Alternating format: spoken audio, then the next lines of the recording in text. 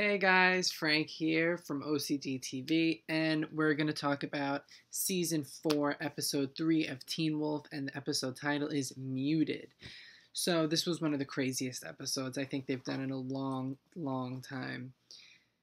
It starts with a new character, Sean's family being completely massacred by this guy who has no hair and no mouth, and he's just like really mysterious kind of, new villain, I would say. So, by the way, this is for people who have already watched episodes, so spoilers ahead. You can continue in three, two, one. Okay, so this kid's whole family gets murdered, and he runs out the window to the hospital where Melissa is taking care of him. But we don't see him again until the end of the episode. So the other things going on in the episode is that lacrosse tryouts are happening, and there's this new kid, Liam, who is really, really good at lacrosse. He's getting around the goalies. He's an insanely good goalie himself. And Scott and Stiles are trying to make sure that Scott stays the captain of the team, since Jackson is gone, and that this new kid, this new freshman nonetheless, doesn't come and take it away from them. They're kind of hypothesizing that he might be supernatural because of how good he is. So what happens is Scott uses a little bit of the wolf inside of him to get an edge on this competition, and Liam gets hurt. He breaks his ankle. So he has to go to the hospital too, setting the scene for Scott to be there. In the meantime, Lydia is drawn to the house where all the murders took place because of her being a banshee and all. And Detective Parrish is there as well. And he finds Lydia there, and she just nonchalantly doesn't care that he found her there, and she doesn't want to give any explanation as to why she's there and whatnot. So she finds a secret passageway in the house. I guess coming from her supernatural senses, she was able to find it. And what they end up finding in it is a room kind of like a meat locker, where it's all air conditioned and stuff, but it's not meat, it's dead people. So at this point, it's assumed that it's this guy with no mouth's lair, but we don't know that.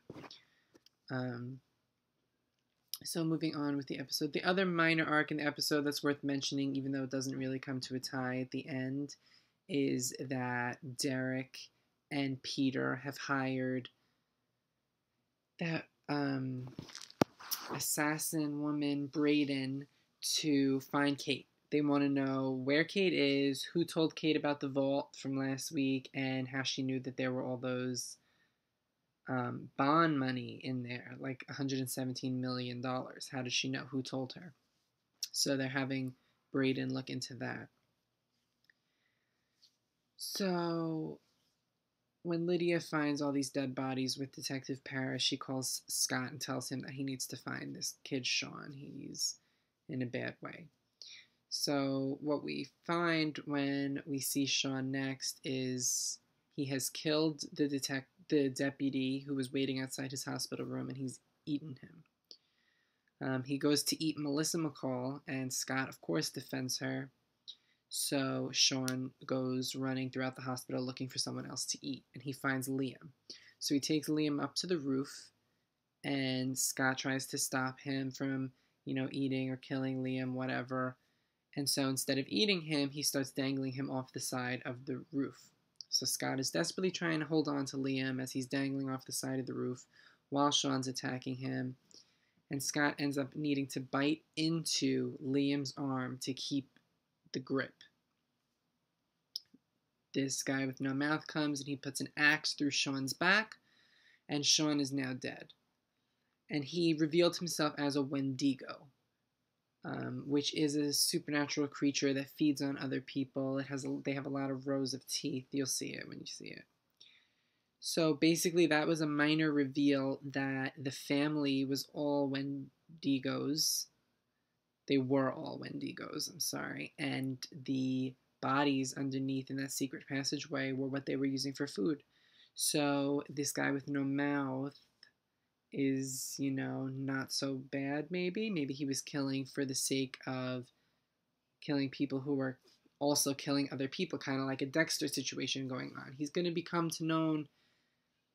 be known as the benefactor as the season goes on, which is technically a good thing. So we'll see where he fits into the storylines as the time goes on.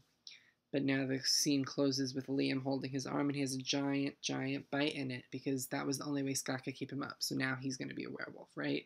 Or he's going to turn into whatever his true nature makes him. Which could definitely have the potential to introduce a new kind of supernatural being, like they did with Jackson. Or it could be just another werewolf, or were-coyote like Malia, or, there's some internet rumblings that he's going to be a were-panther or something.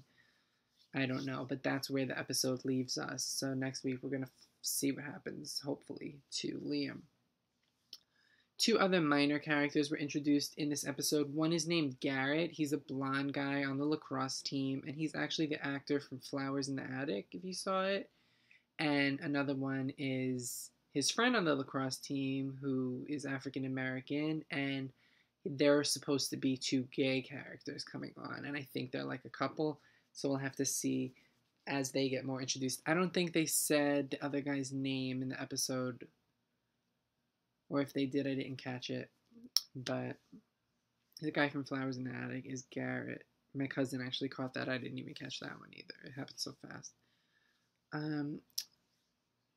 Kira's family is debating leaving Beacon Hills and moving back to New York, so that's another minor arc, but it wasn't really fruitful in this episode. It didn't really give us much material to talk about, but I am pretty happy with how this episode went down. The new characters seem pretty promising, and it seems like, the show is heading in a great direction for season 4. The first 2 episodes didn't blow me away with the whole young Derek thing, but this one really did. This one was a great episode. So we'll have to see what happens. Stuff to look out for now in the next few weeks is Liam being supernatural, what creature he's going to become, and how he deals with it. Where is Kate? Who told her about the vault and all that? Minor storylines is Kira leaving, which, since she's just been bumped up to series regular, I doubt. And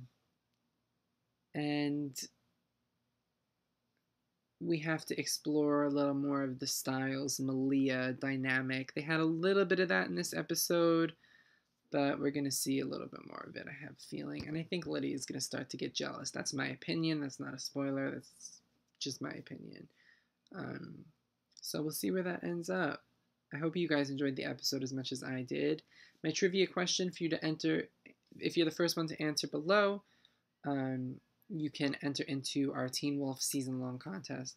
Will you win at least a Teen Wolf goodie at the end of the season? So the trivia question today is going to be, name the episode where Isaac is introduced. The episode title. Be the first to answer correctly. You will be entered into the contest at the end of the season. Also, just you need to be a subscriber, and you need to have liked this video and shared it, which if I then go to your channel, it'll show me what you've liked and shared. So I'll verify that at the end of the contest. So please post any Teen Wolf questions you have in the comments. I'll try to answer them. I've been watching the show for a little while now, so I think I have a pretty good grasp on the history behind the characters and stuff like that. But any questions that, there are no answers to that you just want to talk about, I'm happy to respond. I respond to everything. So, yeah, definitely send me a message. And thanks for watching my Teen Wolf After Show for Muted. And I'll see you next week.